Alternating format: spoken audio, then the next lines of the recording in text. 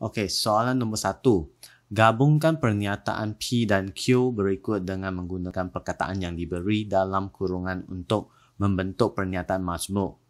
Jadi pertama sekali kita nak kenal pasti bahagian soalan yang diulang. Okey, untuk bahagian A, P dan Q, bahagian yang berulang ialah sini. Ini bahagian yang berulang. Jadi yang berulang kita cuma sebut sekali sajalah. Jadi kita boleh tuliskan 2 atau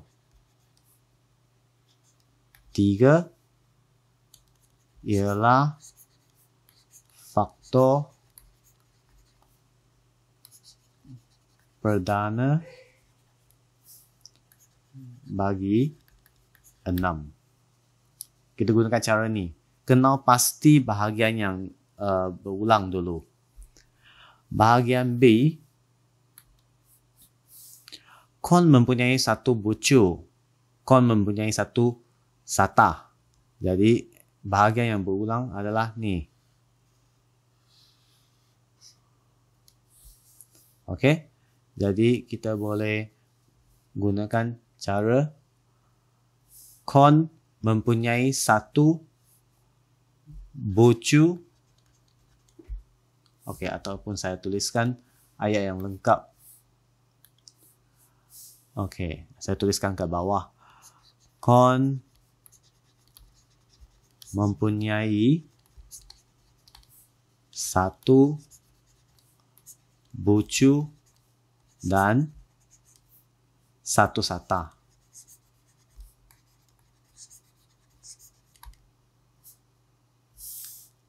Ini adalah bahagian B.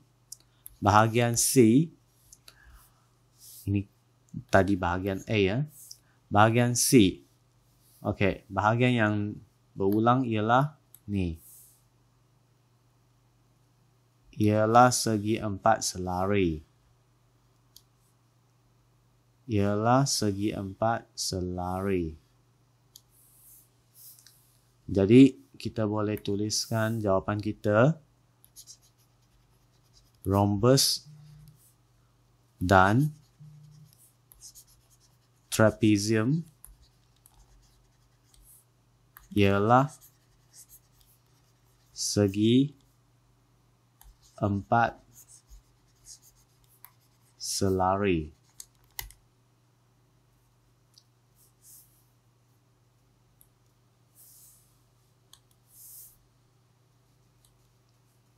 Soalan nombor 2. Tentukan nilai kebenaran pernyataan majmuk yang berikut. Jadi, kita kena faham pernyataan majmuk dia sebenarnya adalah gabungan daripada 2 pernyataan yang tak sama. Jadi, kita kena kenal pasti bahagian-bahagian yang 2 bahagian yang terlibat tu, kita kena pastikan sama ada dia benar ataupun palsu. Soalan A, 49 ialah gandaan 7 dan nombor kuasa 2 sempurna. Jadi kita kena kenal pasti dua benda. Satu ialah ni. 49 ialah gandaan 7. Ini yang pertama. Gandaan 7.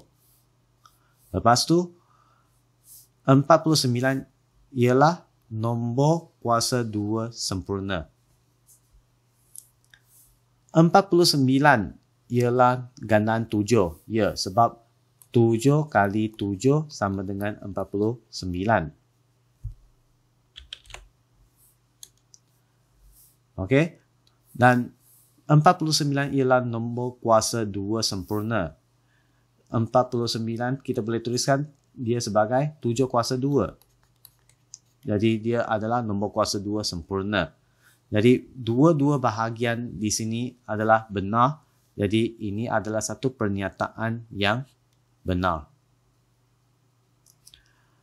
Bahagian B. 3 jam sama dengan 120 minit. Ini adalah bahagian yang pertama. Bahagian yang kedua. 4 minit sama dengan 240 saat. Okey. 3 jam. 3 jam kali 60 minit. Kita dapat 180 minit. Bukannya 120, 180 minit. Jadi dengan bahagian ini salah, maka kita tak perlu tengok bahagian sini. Sebab dia gunakan pengkuantiti ni. Dan. Dia gunakan dan. Jadi dua-dua bahagian mesti benar, baru dia pernyataan masmuk ini akan jadi satu pernyataan yang benar.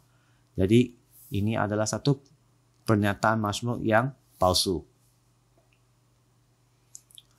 Bahagian C, perkali bagi 9X ialah 9. Ini adalah bahagian yang pertama. Bahagian yang kedua, 9 kuasa sifar sama dengan sifar.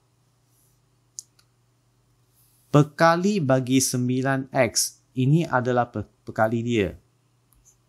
9. Jadi ini bahagian yang benar. 9 kuasa sifar.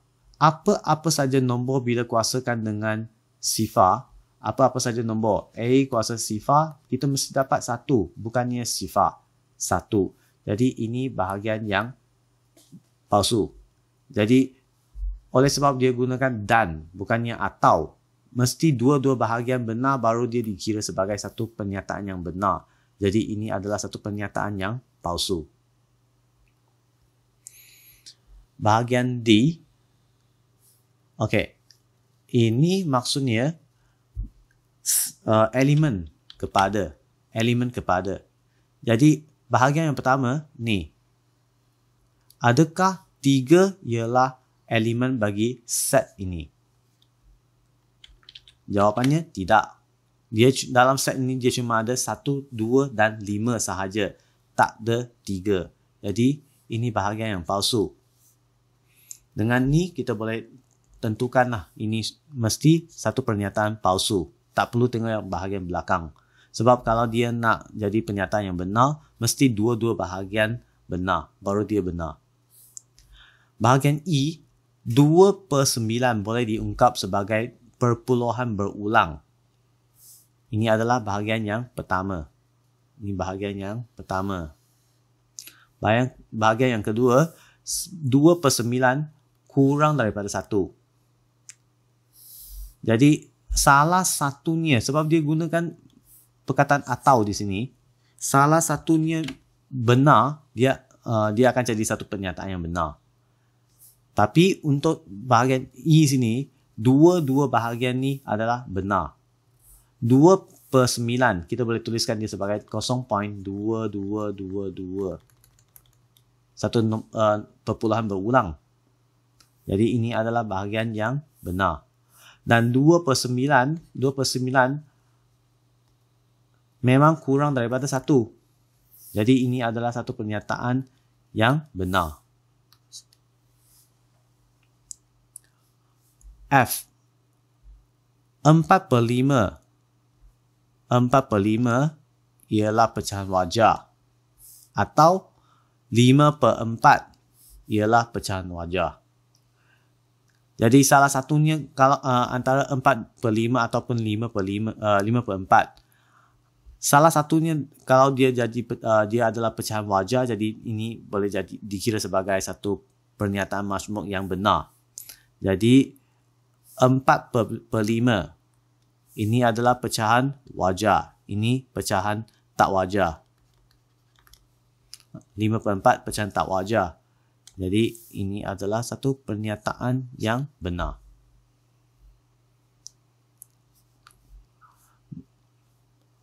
Bahagian G, 6 atau 8 ialah nombor ganjil. Ini dua-dua nombor ni adalah nombor genap. Jadi ini adalah pernyataan palsu. Sebab dua-dua adalah nombor genap, bukan ganjil. Bahagian H, punca kuasa 4 bagi 64 sama dengan 2. Okey, kita boleh gunakan sifir. 2 kali 2 dapat 4. 2 kali 2 kali 2 dapat 8. 2 kali 2 kali 2 kali 2 sama dengan 16. Dan 2 kali 2 kali 2 kali 2 kali 2 sama dengan 64. Okey? Sorry, 32. 32. Jadi, bahagian ni sudah kita tahu ini adalah satu bahagian yang palsu. Tapi 2 kuasa 3 ini benar. 2 kuasa 3 sama dengan 8. Soalan di sini dia gunakan atau. Kita hanya perlukan satu bahagian yang jadi benar. So, ini kita boleh tentukan sebagai satu pernyataan yang benar. Sekali lagi, kalau dia gunakan atau, salah satunya bahagian kalau benar, dia dikira sebagai pernyataan yang benar.